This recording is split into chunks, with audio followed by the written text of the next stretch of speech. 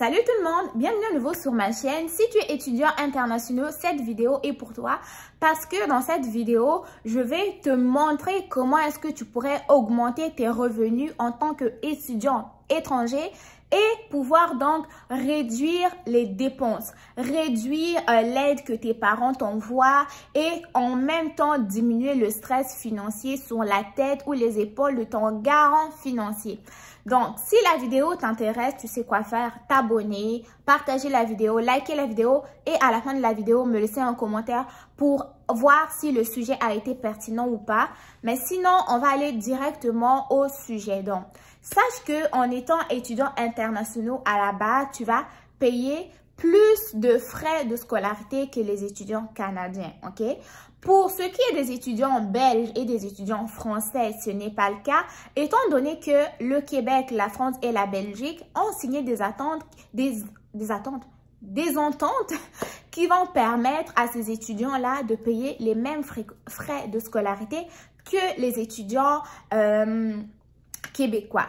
Donc, ce qui va faire que les autres étudiants dans les pays n'ont pas signé d'entente avec le Québec ou avec le Canada vont payer des frais de scolarité plus élevés. Donc, les frais de scolarité vont varier au niveau du cégep, de l'université ou des centres de formation professionnelle. Et si jamais ton garant financier n'arrive plus à te prendre charge en chemin, ça peut te frustrer dans le sens où tu vas devoir comme arrêter tes études, retourner au pays, donc avoir gaspillé du temps pour rien. Donc, moi, dans cette vidéo, je vais te parler de 4 points, ok? Je me suis prise des notes pour ne pas oublier parce que c'est très important. Le premier point numéro 1 qui peut t'aider à augmenter tes revenus en tant qu'étudiant international, c'est avoir la possibilité de bénéficier d'une bourse. Les bourses d'études, je vous en parle et j'arrêterai pas de vous en parler parce que ils sont très importants et ils sont très avantageux et très bénéfiques. Dans quel sens? Les bourses de scolarité que vous allez pouvoir bénéficier au Canada vont vous aider grandement à diminuer d'une façon très considérable vos frais de scolarité.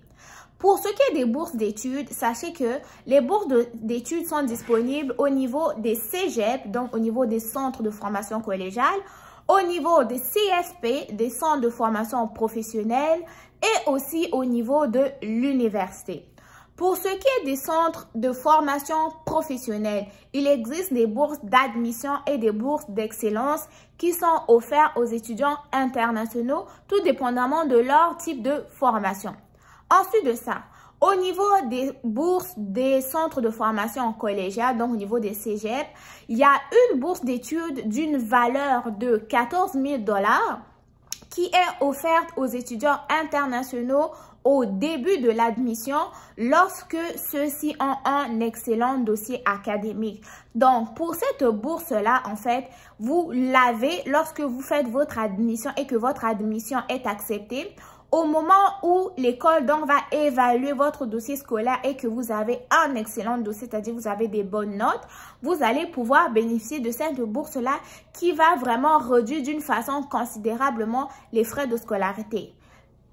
Je vais prendre un petit exemple. Il peut arriver que dans un centre de formation collégiale, c'est-à-dire un cégep, vous optez pour une technique, par exemple, ok, ça c'est un exemple.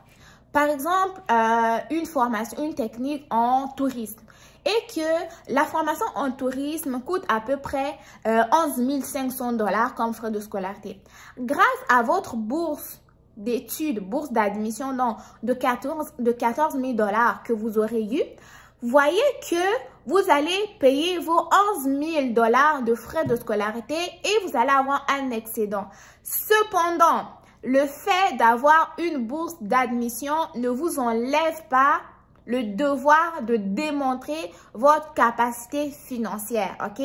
Ça, vous devez très bien le comprendre.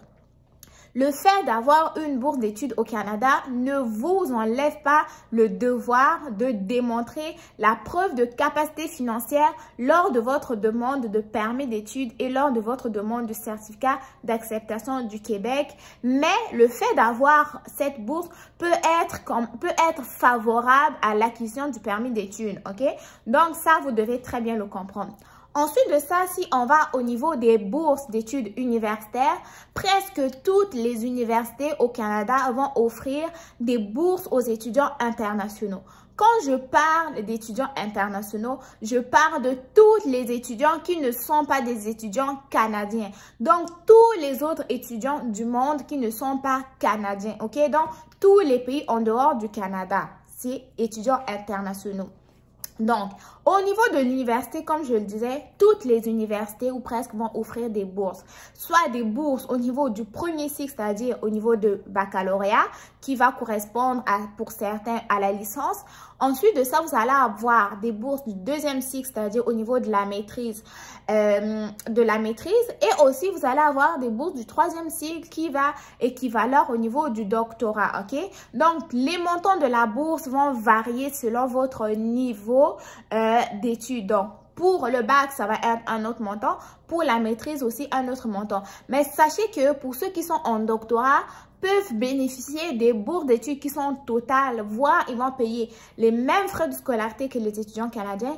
Et en plus de ça, ils vont pouvoir bénéficier d'une bourse supplémentaire. Si ça, c'est pas génial, je sais pas ce que c'est donc. Voilà la première façon de pouvoir augmenter vos revenus, réduire vos frais d'études au Canada grâce à une bourse. Deuxième point qui peut vous aider à augmenter vos revenus, ça serait donc bénéficier d'une subvention à l'étude. Une subvention d'études, c'est comme un prêt, ok?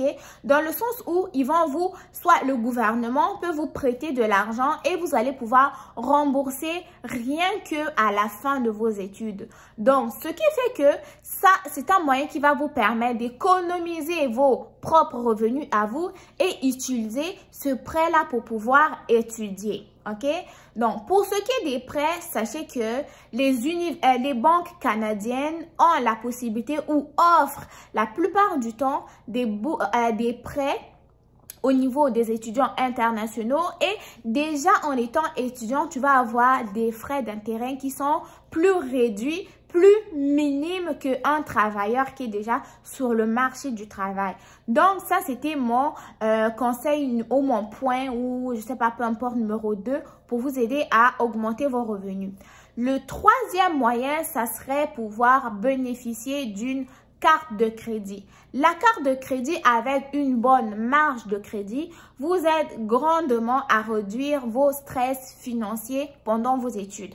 Dans quel sens? Si vous êtes étudiant et que vous avez par exemple une marge de crédit, une carte de crédit avec une marge de crédit de 10 000 $ et que sur 10 000 $, vous avez simplement utilisé 3 000 $, sachez que vous allez payer des intérêts uniquement sur 3 000 $ et non pas sur tout le reste du montant au complet. Donc, ça, c'est un moyen supplémentaire qui vient vous aider à non seulement économiser votre argent propre, mais en même temps, étudier et pouvoir payer vos frais de scolarité dans le sens où vous allez payer vos livres, payer, je sais pas, votre nourriture, votre transport, peu importe, sans avoir un stress, ok? Donc, en dehors de ce point numéro 3, on va aller au point numéro 4 qui est le plus important, les jobs étudiants. Les jobs étudiants, j'arrêterai jamais d'en parler parce qu'ils sont très importants, même si toi, tu as assez d'argent pour te prendre en charge sans pouvoir étudier. Les jobs étudiants sont très importants dans quel sens? Sens numéro 1. Si tu as la chance d'avoir un job étudiant sur le campus, premièrement, tu vas être très bien payé et deuxièmement, tu acquiers de l'apprentissage dans ton domaine d'études. Il y a par exemple des étudiants qui vont travailler en tant qu'assistant de recherche. Donc, en tant qu'assistant de recherche, non seulement tu es en train d'acquérir de nouvelles compétences, soit à la recherche dans ton domaine ou dans un autre domaine, et en même temps, tu as une compensation financière, ok? Donc, je trouve que cette combinaison totalement gagnante des deux côtés, tu travailles en apprenant, ok? Donc, en même temps, tu acquiers des connaissances, de l'argent et aussi, tu augmentes tes revenus en tant qu'étudiant. Ça, c'était donc la première version, travailler sur le campus.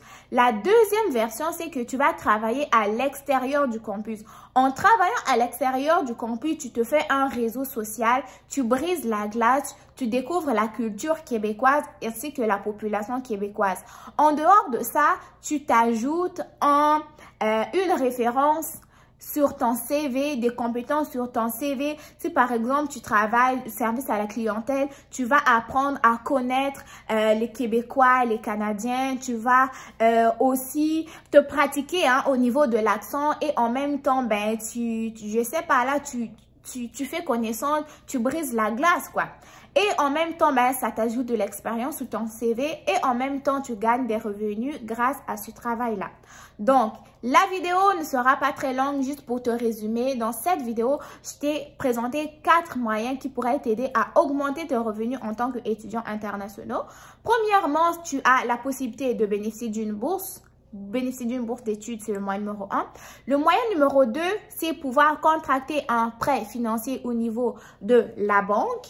Moyen numéro 3, c'est pouvoir avoir accès à une carte de crédit avec une bonne marge de crédit qui te permet de payer des intérêts uniquement sur l'argent dépensé. Et le point numéro 4, c'était donc pouvoir avoir une job étudiant, que ce soit au niveau du campus ou hors campus.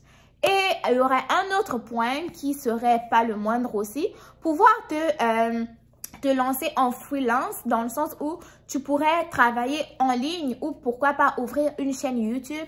Mais sache que pour la gestion de chaîne YouTube ou peu importe la job étudiant que tu vas faire, elle ne doit en aucun cas interférer avec ton travail académique, avec tes résultats scolaires parce que tu viens comme étudiant international, tu dois donc travailler comme il faut afin de réussir tes cours et de pouvoir préserver ton permis d'études.